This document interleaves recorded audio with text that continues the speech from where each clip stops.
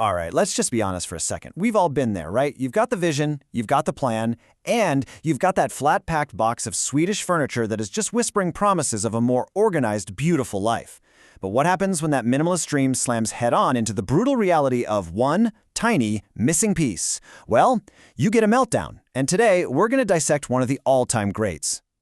I mean this right here is our ground zero. It's the moment of total system failure, pure, unadulterated IKEA-induced despair. And believe it or not, this single hilarious moment of crisis, well, it's actually the key to understanding how our best plans for self-improvement can go so spectacularly, wonderfully wrong. Because that's really what we're talking about here. The source material calls this the blooper reel of enlightenment. You know, it's what happens when our big, fancy ideas about who we want to be get tested. Not by some huge cosmic challenge, but by the messy, chaotic, and yeah, often super frustrating reality of just living life. The source calls this testing ground the emojiverse. And it's not some far-off dimension. It is the real world. It's getting stuck in traffic. It's that passive-aggressive email from a coworker. And yep, it is absolutely a living room floor covered in particle board and confusing instructions. It's the ultimate stress test for every single theory we have about ourselves. So let's jump right into that testing ground and treat this whole thing like a proper case study. Because this isn't just some funny story about a DIY project gone wrong. Oh no. This is about a character they call the Traveler, who, after doing tons of deep personal work, decides to apply all their newfound wisdom to building a simple bookshelf. This is the parable of a total systemic collapse. Okay, so just look at this plan for a second. The confidence is almost breathtaking, isn't it? The Traveler isn't just building a bookshelf. No. They are applying the 11-step operational flow to it. They look at this box and literally declare, I am a master of particle board. It's a grand vision, and then reality hits, in the form of one tiny, insignificant, missing piece, dialed 4B. And just like that, the entire system, the whole identity of the master builder, just shatters. And this gets us to the real heart of it. It's easy to laugh at the meltdown, for sure, but the real question is, why did it happen? Was it really just about a missing piece of wood, or was the whole approach, the whole mindset flawed from the absolute very beginning? Let's break it down. Okay, so the first huge mistake, according to the source, is all about a concept they call the position of one. And it really just boils down to agency. In any situation you're in, are you the one in control, acting on the world, or is the world, the situation, the IKEA bookshelf, acting on you? It all started right here, with this declaration. This one sentence set the entire catastrophe in motion. See, the Traveler wasn't just trying to build a shelf. They were performing an identity. They were trying to force their story, their mastery, onto the situation. And they were completely unprepared for the possibility that the situation just might not play along. So how does this actually work? The source uses this really simple but brilliant way to explain it. Think of it like a fraction. When you, the conscious one, are in the driver's seat, you're on the bottom. You are the foundation acting on the variable x. So this is called x over 1. Let's say you're walking. You are using walking. That's walking over 1.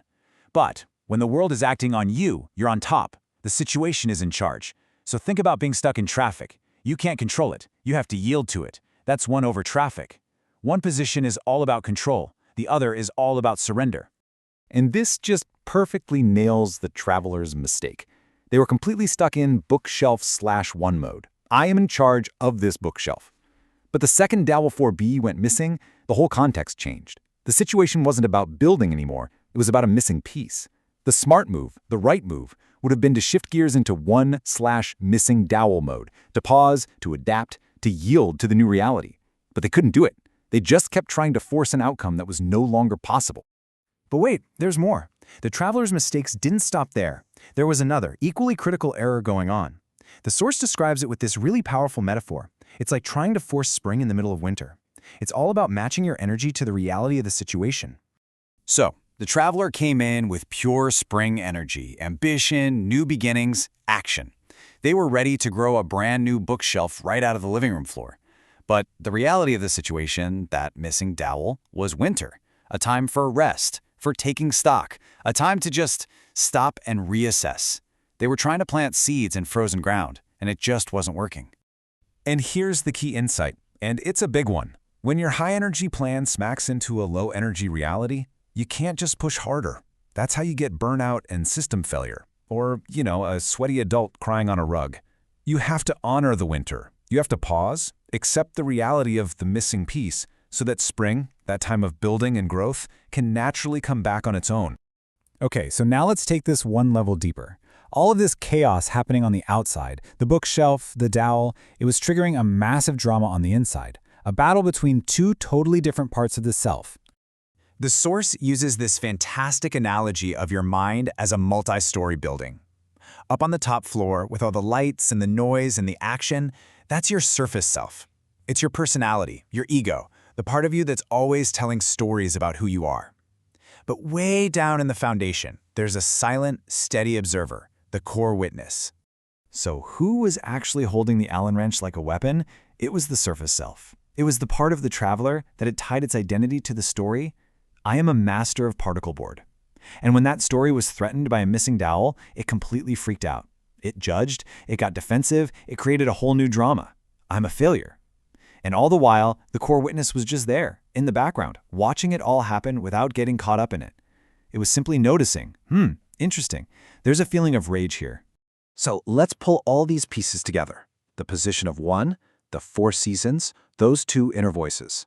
What this whole IKEA disaster is really teaching us is the difference between having a personal system that's a tough, resilient architecture versus one that's just a fragile little hobby. And this is the question we can all ask ourselves, right? Think about the last time you got really frustrated. Maybe you got stuck in traffic, a plan got canceled, someone was rude to you. Does your entire sense of calm just shatter because of one small external thing? Does your whole system collapse over a missing dowel 4B? I want to end with this quote from the source because it is just so sharp and so profound. A real architecture is resilient. It can handle a winter season. It knows when to shift from acting on the world to yielding to it. It knows the difference between the drama of the surface self and the quiet calm of the core witness. A hobby, though? Well, a hobby only works when all the conditions are perfect. The real work, then, isn't about trying to avoid all the missing dowels of life. It's about building an architecture that's strong enough to withstand them when they inevitably show up.